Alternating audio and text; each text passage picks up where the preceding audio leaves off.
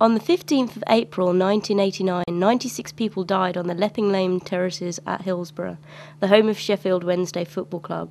Liverpool had reached the semi-final of the FA Cup and were to play Nottingham Forest. It was an identical scenario to the previous year when Liverpool had beaten Forest at the same ground. Liverpool had been given the Leppings Lane end of the ground, the smaller end. Given the level of support, it was an inadequate allocation of tickets. 10,000 fans, 3 gates and 7 turnstiles. This was the most disastrous situation that people with tickets for the Leppings Lane end were walking into. The official cause of the disaster was given as failure of police control. We got to the stadium just before 2 o'clock, I think. It was a lovely, bright summer's day.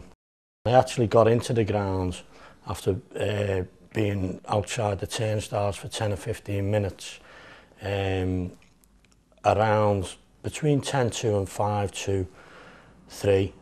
It was after the gate had opened, and I wasn't that long in the jam outside the turnstile to realise how nasty it had been for some people, especially further down by the gate.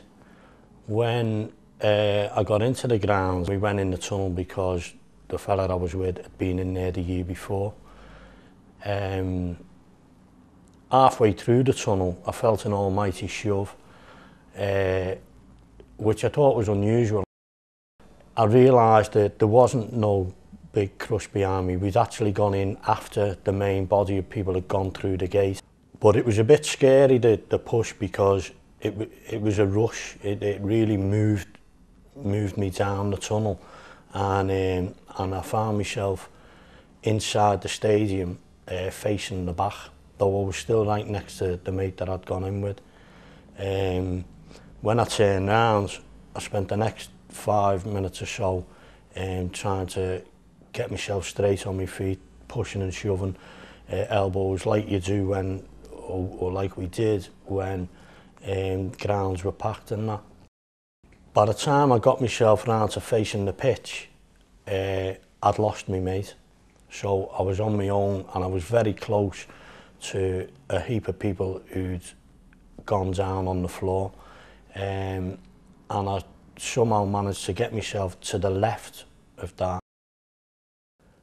I thought I was getting myself in front of a barrier because I know that that's a safe place to be. I wasn't as close to the barrier as I thought I was. And the crush just got worse and worse. After I'd shuffled myself, I was stood still and just trying to compose myself. And all the time, I was getting less and less air. So I spent a little while just getting me position, if you like. And that became trying to get me breath, which became struggling for breath. In the meantime, I was shouting and screaming at the police officers behind the cage. I didn't do a lot of that because there was a lot of people doing that, and there was no notice being taken of them. So I just concentrated on keeping my breathing going and that. It was hard to breathe in there. The crush was really heavy on me chest and that.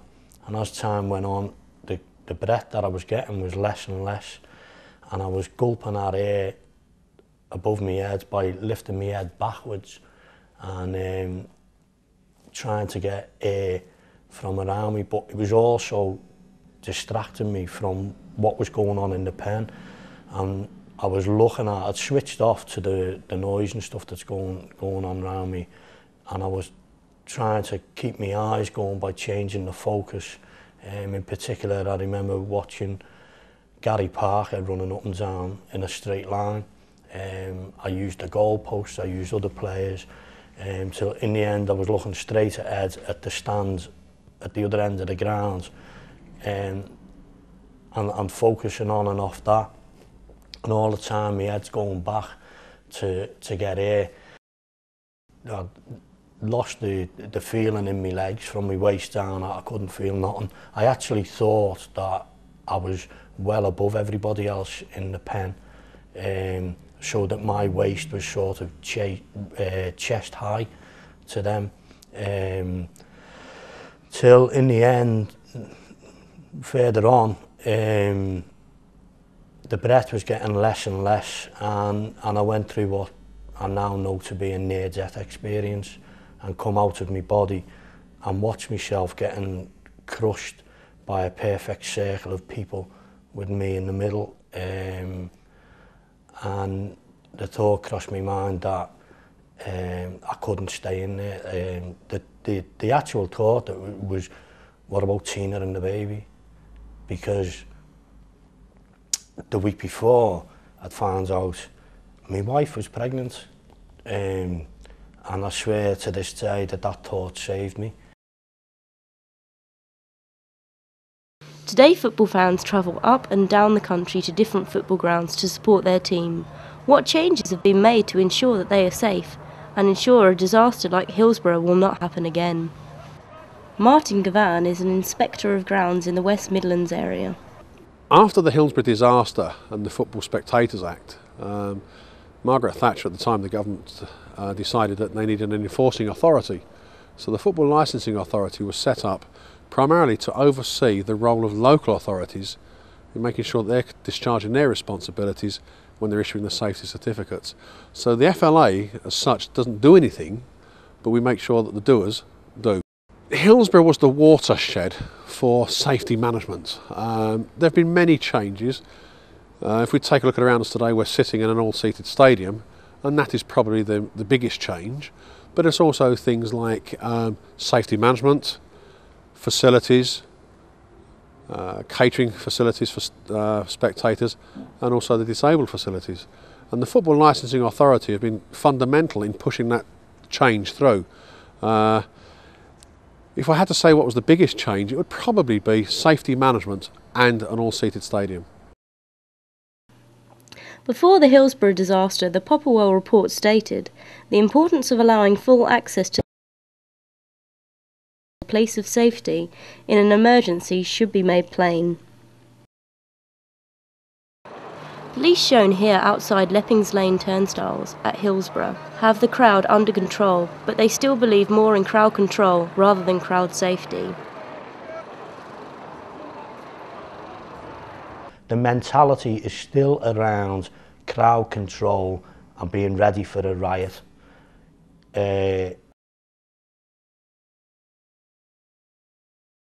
Safety of the spectators, which is yours, is the responsibility of stewards. We don't come into it. We don't take control of a situation until it gets out of hand. Here we see a steward escorting a spectator out of the crowd. Notice he is being dragged out by a safety steward. Surely this could be handled in a different manner. Every club has a statement of intent that clearly demonstrates that the club have responsibility for safety and the police for public order. And if you take a look at it nowadays, the police are less well trained for managing public safety. The stewards, but also to oversee that spectators are safe. There's absolutely no need whatsoever to have tear gas of any kind in any stadium anywhere. Recent developments have shown us that there are a need for other things. For instance, the rumour about possible terrorist attacks at Man United show that it's not crowd control that's the bother. There are other issues that need to be addressed. Tear gas and or pepper spray are often issued to the police. Now that is issued as part of their personal protective equipment, their PPE, under the Health and Safety at Work Act. And it should not be used in a public environment such as a football ground. But because it's part of their Health and Safety at Work equipment and issued to the police officers, they have to carry it.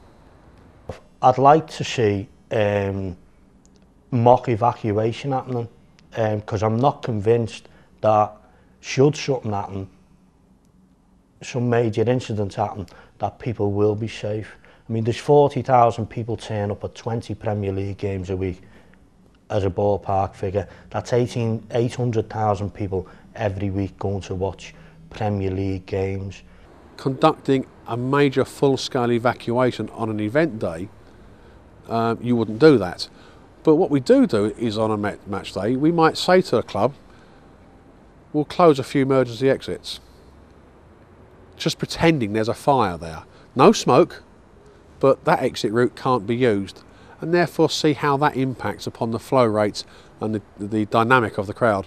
So exercises do take place at most games, or most grounds rather, during the season, but it's not a full-scale evacuation.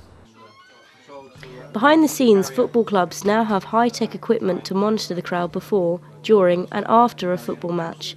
Their main priority is to ensure crowd safety for all spectators. Over recent years, crowd control within stadiums has been made easier with the improvements undertaken by most clubs. Football, like anybody, is very keen to provide a safe environment for anybody to come to. The advice given by the security service at the moment is that football and major public gatherings do not have a specific target.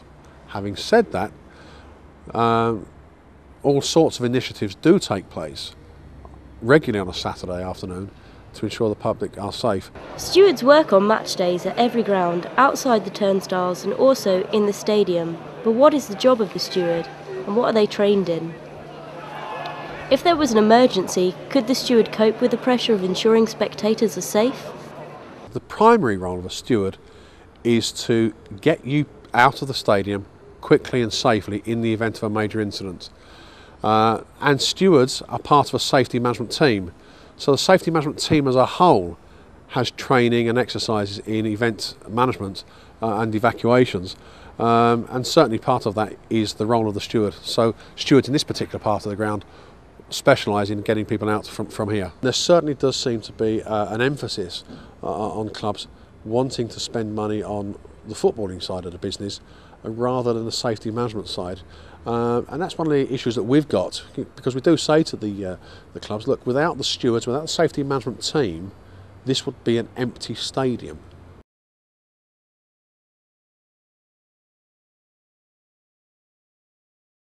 Okay, you can play your football match with your 22 players, but there'll be nobody here watching you. And so, you know, it is difficult, and sometimes they don't want to spend the money on safety, whereas they really ought to. I'm not necessarily picking out individual clubs there, but generally speaking, safety doesn't always receive as high a priority as we would like to see it. Football stadiums have changed dramatically over the last 20 years and are still changing today. But what changes might we see in the future? The next generation of football stadium is going to be more user-friendly. The seated areas are going to be slightly more generous in seating row depth.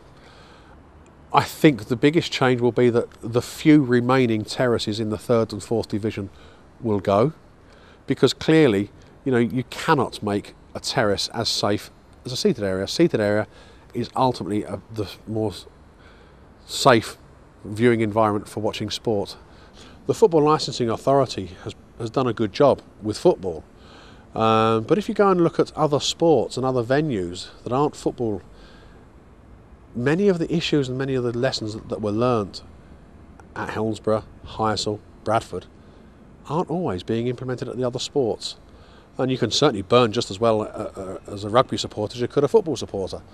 And one of the issues that is facing the government is, should the role of the Football Licensing Authority be extended to include the other sports and possibly indoor arenas and things? So there are thoughts that maybe the Football Licensing Authority will become the Sports Grounds Safety Authority. The main changes we see today are all seated stadiums with no fences at all grounds in the Premiership Division 1 and Division 2. Disasters happen on rare occasions and we learn from mistakes. The primary duty at police at football matches is to prevent crime. In 1989, football clubs had to redesign their grounds to ensure safety for spectators.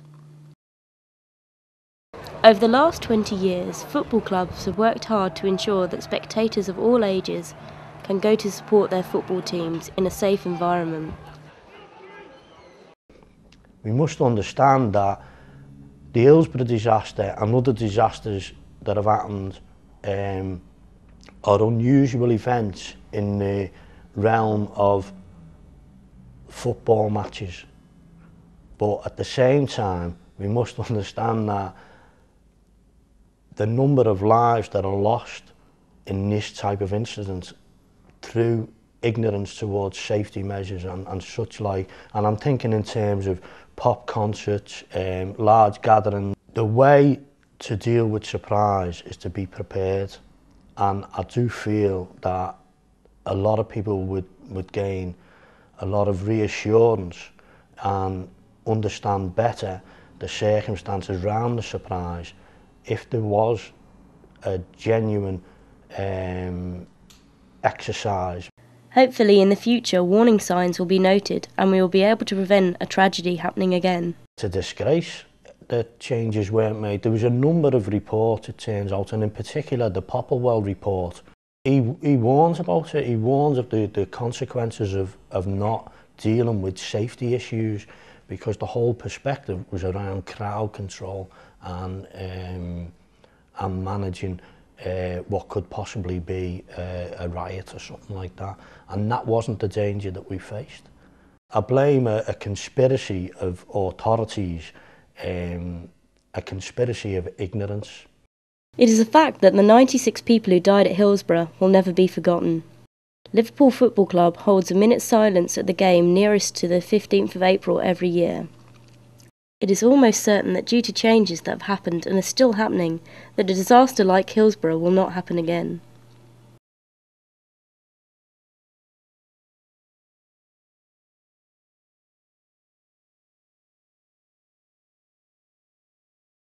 When you walk through a storm, hold your head up high and don't be afraid of the dark. At the end of a storm, there's a golden sky and the sweet silver sound of love. Walk on.